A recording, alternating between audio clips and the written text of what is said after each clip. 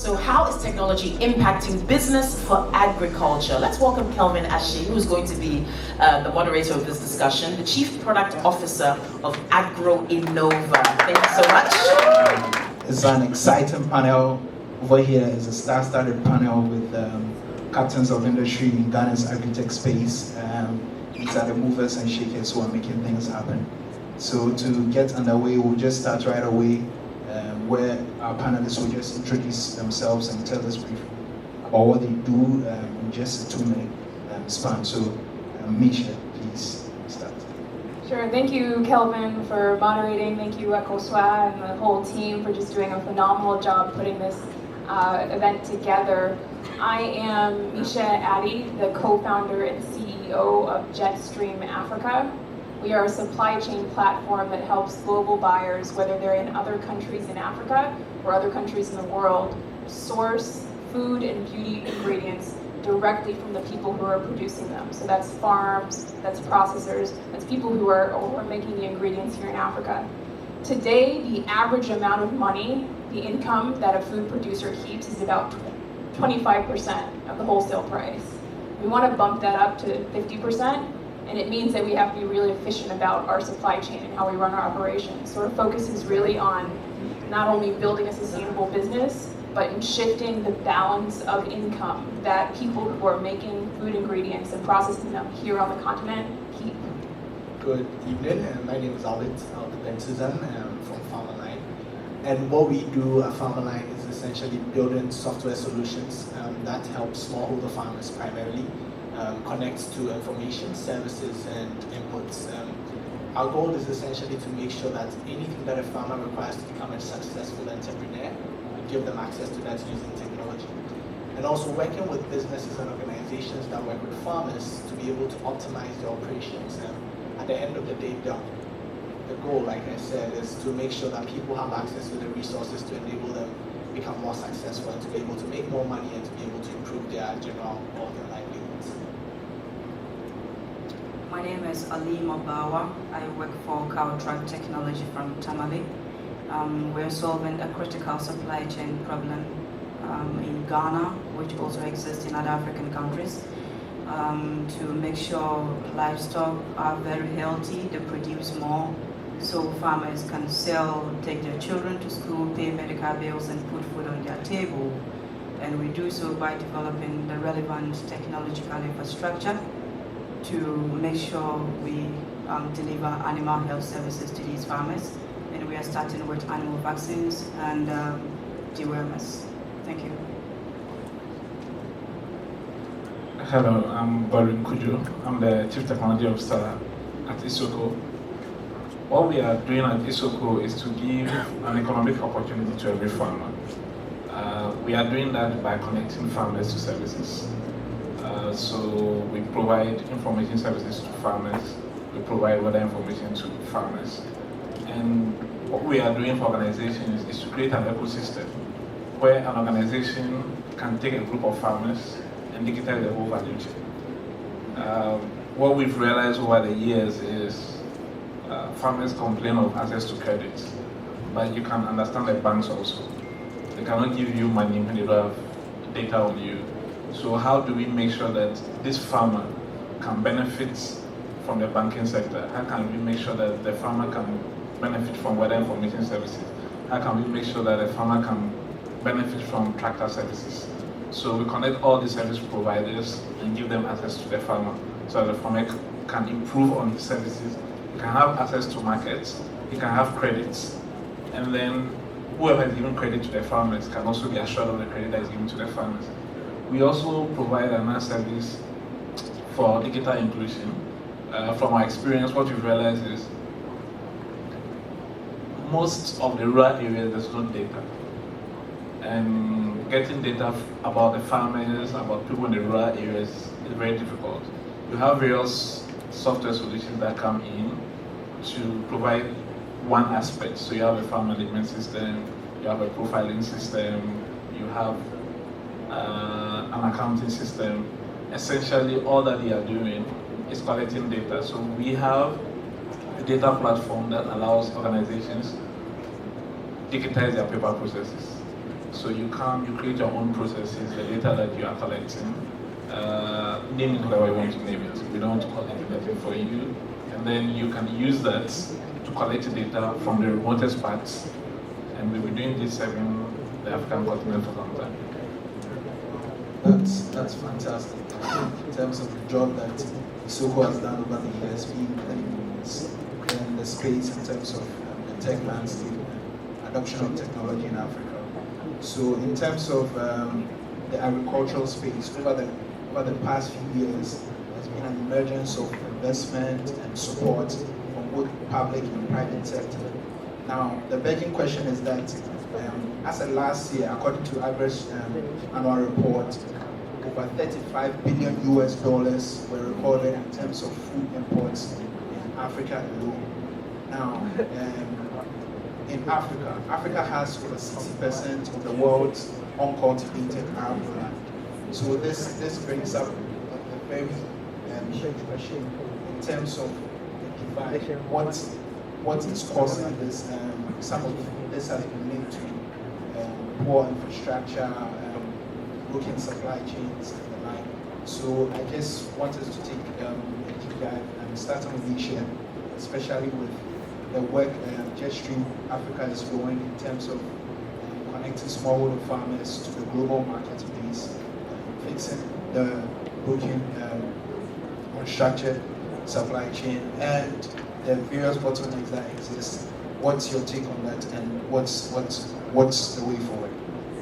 Sure. I mean, I think that I think the great thing about being in Ghana at this time is that there are so many fascinating solutions to the multiple problems along the supply chain. So if you went out into the market saying, I'm going to solve the agricultural supply chain, you'd be out of your mind. It's too complex, there are too many problems, and it's too difficult to master any individual problem to be able to do the whole thing.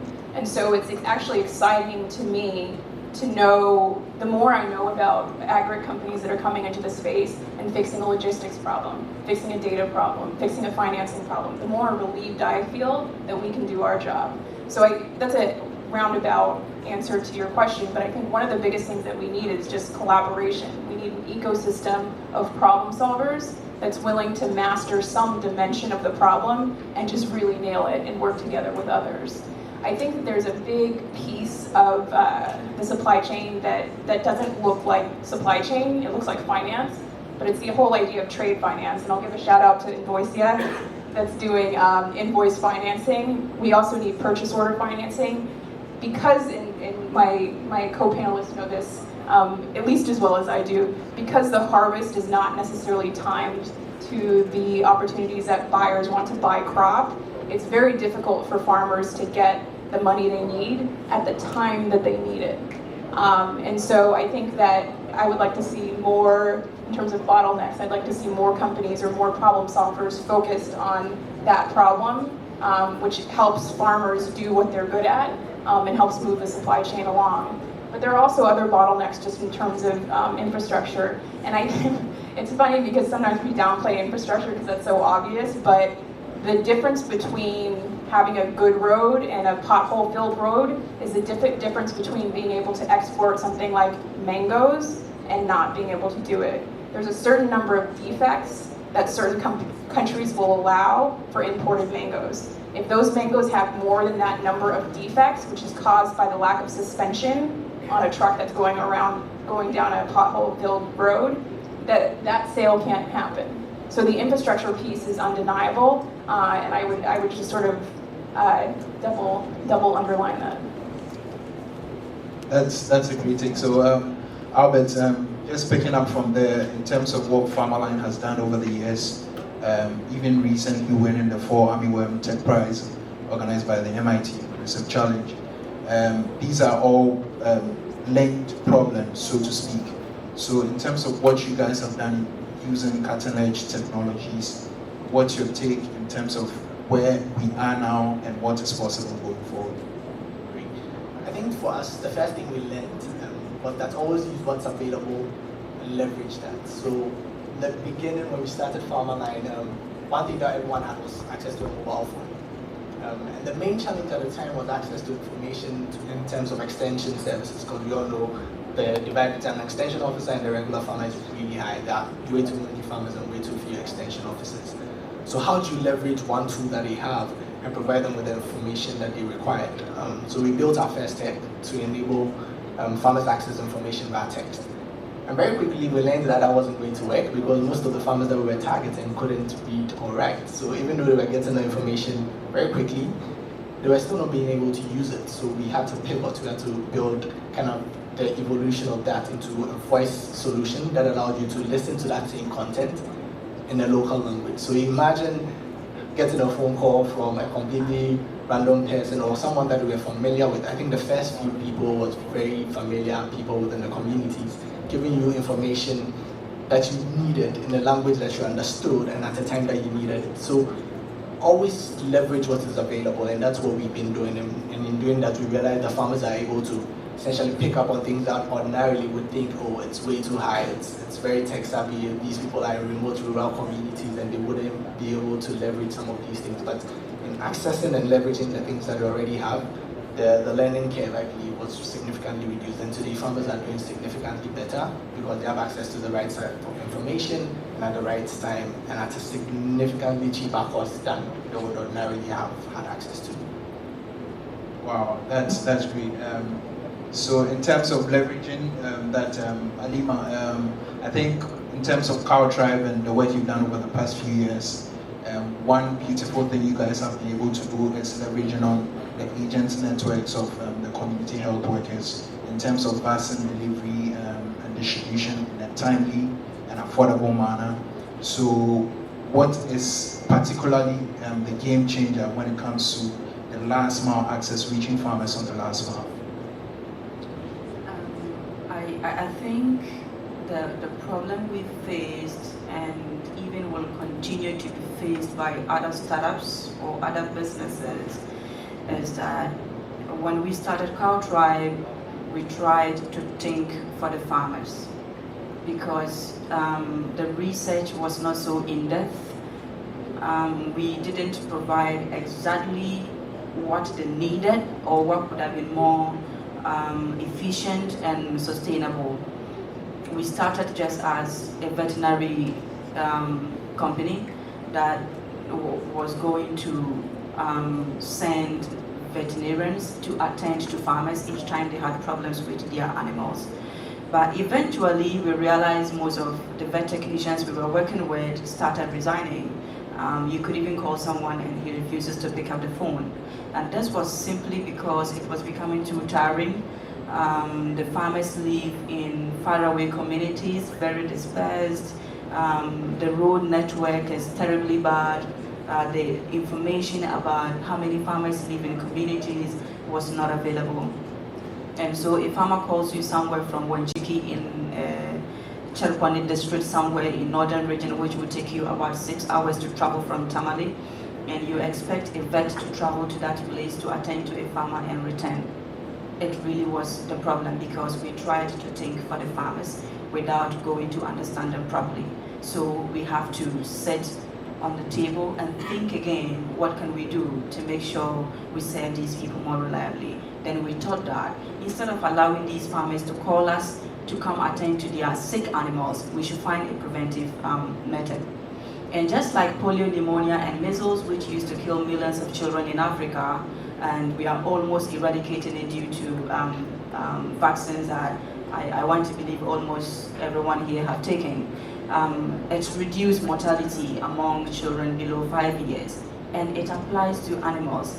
Just like humans, the animals also require vaccines to protect them from these life-threatening diseases. And so we had to think about using vaccines, and then we afforded them the opportunity to order for the vaccines just when they can pay for it.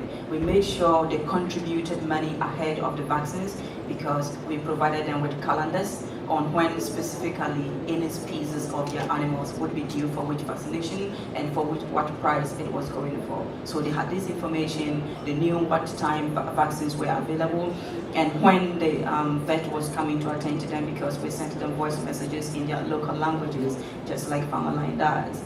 And what I do think has caused this is because At the national level, we have not had conscious discussion to make sure we digitize the data of our citizens. So we have duplication of data, and which makes it more difficult for a service provider to determine how many people live in this community. What are their needs? At what time do they need them? How do I plan my logistics to make sure I deliver to these people at once? So that has always been the problem, and I do think that if others have don't take conscious effort to make sure they engage these farmers or clients they intend to work with, they are going to face a problem that Cowtribe faced that almost caused, we would have been dead news by now if we didn't come back to the table to quickly find out a solution around it. So I do think the problem of infrastructure, weak infrastructure, is very real. We have not made efforts in developing that. It's not just about constructing the road, but it's about making sure these people are aware they are also part of the nation. The only time they get to see people drive into their communities is possibly when it's time for them to go tamprint on elections. And so nothing happens. They just feel like, who speaks the bunny here?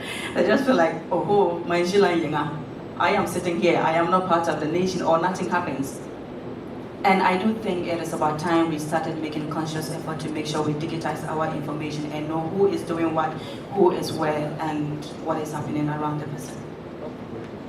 Sure. Wow, that's fantastic. And in terms of the infrastructure, and I'm very excited you made mention of data, where Esoko has been one of the forefront of the frontliners in that regard. So Godwin, I would just like you to touch on basically how Esoko is using the Insights platform as well as your other suite of services to basically build the foundational infrastructure that will dovetail into what is going to be the next wave of Ghana's agricultural transformation, which is the Ghana Commodities Exchange. So basically all of this ties into one thing, which is helping use the information we acquire on the ground to put money into the pockets of the farmers we have. Thank you very much. So when Cowtribe was talking, one thing came up, which is the duplicate profiles. That's very common because over our 10 years, we work with different projects. So you see Project A come on board, profile 30,000 farmers to work with them. Project B comes on board, profiles 30,000 farmers to work with them. It's not 60,000, it's 40,000. So it's the same farmers. So when you count the farmers per project, it looks like you've reached 60,000 farmers, but in reality, you are touching the same farmers. So even though there's a lot of money going in, you're not getting the results because it's cycling around the same farmer. That's where we come in. We want to give the farmers a unique identity, not necessarily waiting for government to do it. Government has its role to play, let's not belittle that, but you can't wait for that to happen. You can't continue serving the same farmers and expecting the ecosystem to grow. So the same farmer on Project A, he has 10 benefits. The same farmer on Project B, he has 10 benefits. So if you wanted to help a farmer, how can you truly identify someone as a unique farmer? So we have what we call the Declare Farmer Service, where when you're on that system, then your true identity is identified. So we do biometric capturing, we capture biometrics of farmers. Now what that will happen is that for the next project that is onboarded, you will know which farmers are on other projects. We work with development partners, and sometimes the program is in such a way, I think the whole KPI structure. So there's a project in the community whose aim is to get 30,000 farmers. If they even have to get the 30,000 from the next project, they'll get it. So even though you have a development partner sponsoring 3 projects, you are not sponsoring 60,000 farmers. it's the same farmers. So once we can give identity to farmers, then you can know that this farmer is on these 10 projects. This farmer is on the tractor platform. This farmer is benefiting from Cowtribe. So if you want to reach this farmer on other services, we can identify the farmers that are not participating in the ecosystem. Because sometimes all the help is going to the same farmer. So that's where our data collection platform comes in.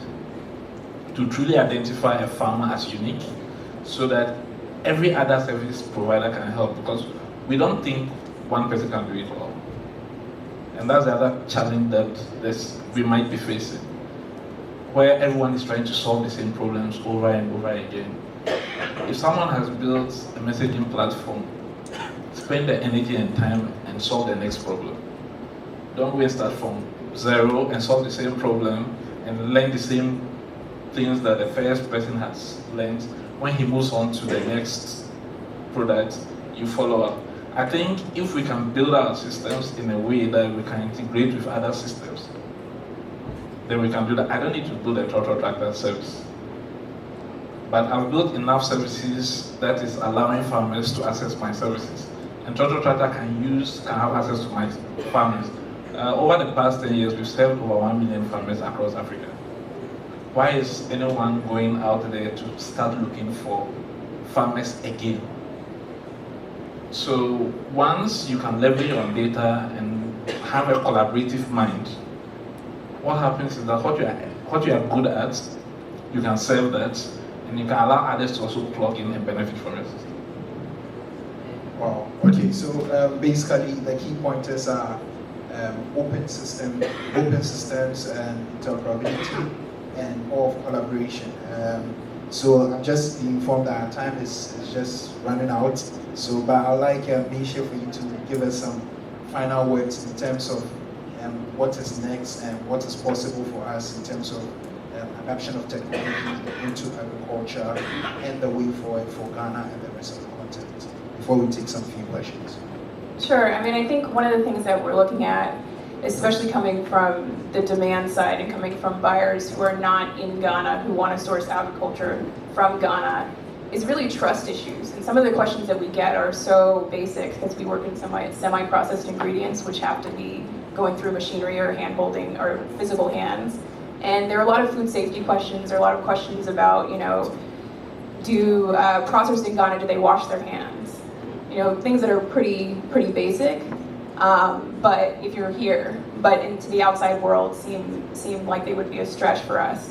So I think that the role of technology in our instance is really to help establish that trust. And sometimes that's just being able to help buyers visually see what it looks like to cultivate things in Ghana, what it looks like to send something like shea butter through hand processing.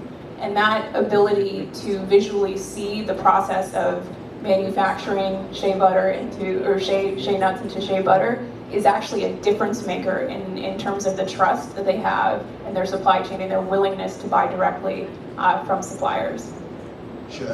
Alima, quickly chip in with, in terms of startups and innovation and building products or services to solve some of these problems. What is needed from both government and private sector to help make this a reality?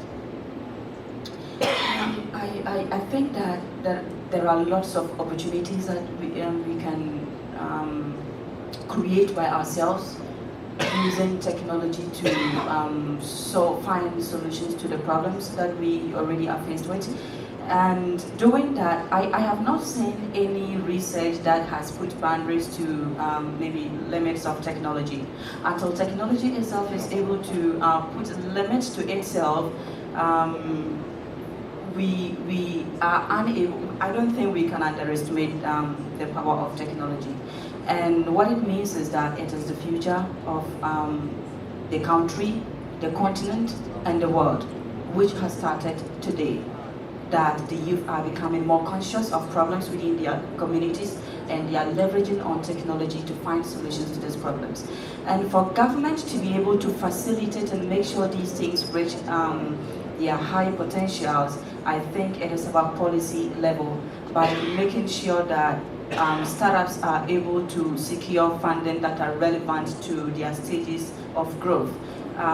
Currently in Ghana, an investor out of Ghana is unable to invest below $200,000, which is outrageous.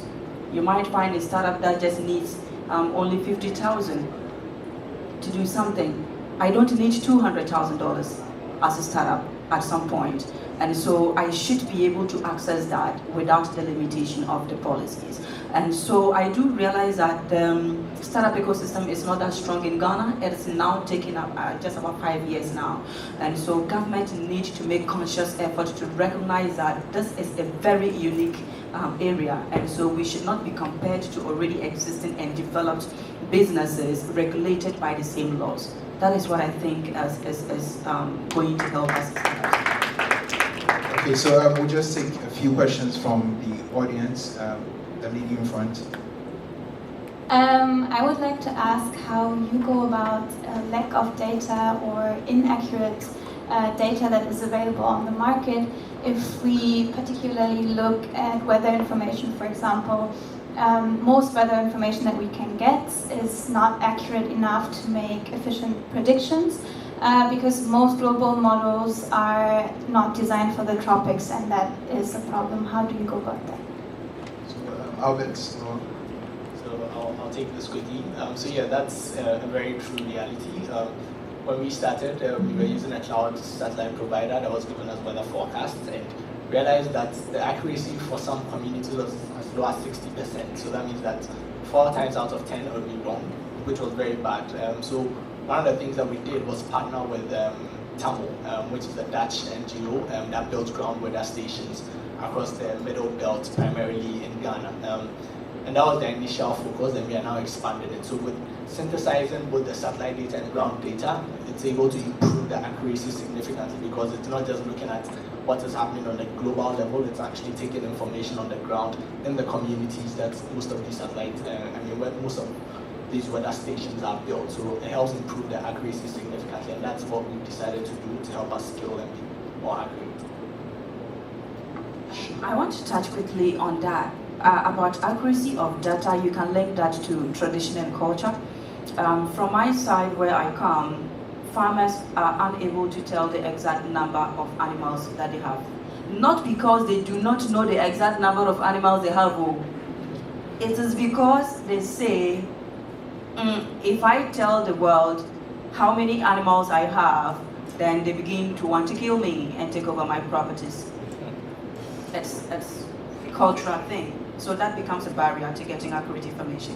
You have a farmer who have about 200 cattle and tells you, he looks into your eyes and begin to predict which side of the country you are coming from, as to whether you are an Ashanti, you are a Fanti, or you're a Nabna, and tells you, I have 20. If you are a white person, then he tells you, I have 2. Just because you might just want to give a helping hand. And they tell their friends or children and other people within their household how many animals they have. But if you are an outside person, you can trust me that you will have the accurate information, especially with the amount of animals that you have. Again, working with agents, sometimes if you don't put measures in place and having to pay agents by the number of farmers or people that they register onto your platform, then that is a panacea for wrong data.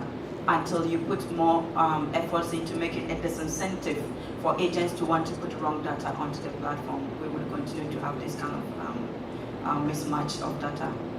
Sure, Godwin, please give us a final word. Okay, on the data and weather service provision, so what we also did is to partner with a weather provider, AWare. So we provided weather information for a whole year. And then we supported it with a call center. So when we provide the weather information, we call the farmers. And once we call you, we know the weather information that was sent to you. So we feed that back to the weather provider, and then it improved. But most of the issues we saw were the accuracy of the coordinates of the farm.